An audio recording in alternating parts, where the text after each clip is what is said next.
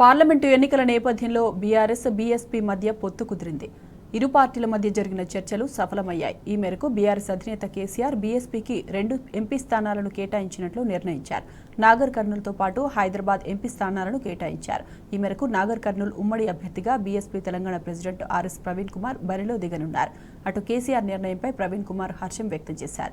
అటు ప్రవీణ్ కుమార్ గెలుపు కోసం కలిసికట్టుగా కృషి చేద్దామని మాజీ మంత్రి నిరంజన్ రెడ్డి, జిల్లా బీఆర్ఎస్ ప్రెసిడెంట్ గువ్వల బాలరాజు కార్యకర్తలకు పిలుపునిచ్చారు.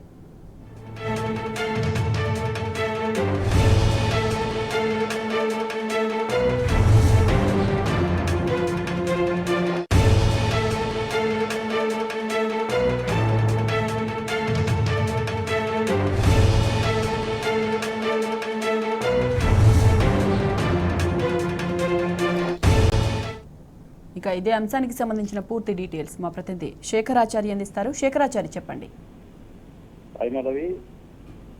నాగర్ కర్నూలు పార్లమెంట్ సీటు ఉమ్మడి బీఆర్ఎస్ తర్వాత బీఎస్పీకి ఉమ్మడి అభ్యర్థిగా ఆర్ఎస్ ప్రవీణ్ కుమార్ ను ప్రకటించడంతో నాగర్ కర్నూలు పార్లమెంటు పరిధిలోని అన్ని సెగ్మెంట్లలో కూడా హర్షాతిరేకలు వ్యక్తమవుతా ఉన్నాయి.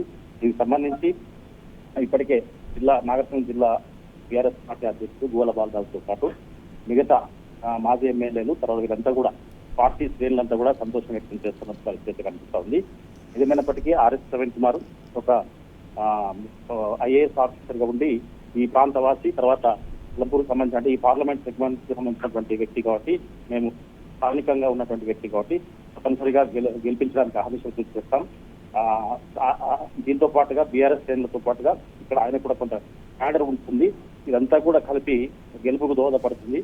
ఏదేమైనప్పటికీ ఉన్నత విద్య ఉన్నటువంటి వ్యక్తి, తర్వాత ఈ స్థానికుడు కాబట్టి అతను గెలిపించుకుంటే ఇక్కడ అభివృద్ధి జరుగుతుందని చెప్పేసి ఇక్కడ పార్టీ శ్రేణులంతా కూడా ముక్కుమ్మడిగా ఉత్తరాఖండ్లో చెప్పినటువంటి పరిస్థితి కనిపిస్తా ఉంది. ముఖ్యంగా బీఆర్ఎస్ జిల్లా అధ్యక్షుడు గువ్వల బాలరాజు ఇప్పటికే పార్టీ శ్రేణులకు కూడా పిలిపించినటువంటి పరిస్థితి. ఏదేమైనప్పటికీ అసెంబ్లీ ఎలక్షన్ లో కొంత ప్రజలను కాంగ్రెస్ పార్టీ తప్పుదో పట్టించినప్పటికీ ఈ 3 నెలల్లో పూర్తి స్థాయిలో వీళ్ళకు అంటే ఏం జరిగిన విషయం అంతా కూడా ఈ కళ్ళబొల్లి మాటలన్నీ కూడా అర్థమయ్యాయి. కాబట్టి ఇప్పుడు రాబోయే పార్లమెంట్ ఎన్నికల్లో ప్రతి ఒక్కరు కూడా పూర్తి స్థాయిలో ఇప్పటికే కాంగ్రెస్ చేస్తున్నటువంటి అంటే ఏవైతే ఇచ్చిన హామీలు నెరవేర్చకపోవడం, తర్వాత ఇక్కడ పంటలు ఎండిపోతుండడం, తర్వాత తాగునీటి సమస్య కూడా రావడంతో ఇక్కడ ఇబ్బందులు ఎదుర్కొంటున్నాము. గతంలో 9 సంవత్సరాల టీఆర్ఎస్ పాలనలో ఇక్కడ పంటలు అద్భుతంగా పడినాయి. తర్వాత అన్ని సజావుగా ఇచ్చినటువంటి కార్యక్రమాలు బీఆర్ఎస్ దేశంలో ఎక్కడ లేని విధంగా ప్రజా సంక్షేమ పథకాలన్నీ కూడా ఇంప్లిమెంట్ చేశారు. ఈ 3 నెలల్లోనే చాలా మంది ఇక్కడ పథకాలతో పాటు అన్నిటికీ కూడా ఏవి కూడా అందడం లేదు. ఇవన్నీ ఇబ్బంది పడుతున్నాం కాబట్టి పూర్తి స్థాయిలో మహిళలు కావచ్చు, రైతులు కావచ్చు, యువకులు వీళ్ళంతా కూడా కాంగ్రెస్ పాలనలో 3 నెలల్లో మాకు వాళ్ళ పరిస్థితి ఏంది, వాళ్ళ పరిపాలన ఏందని అర్థమైపోయింది.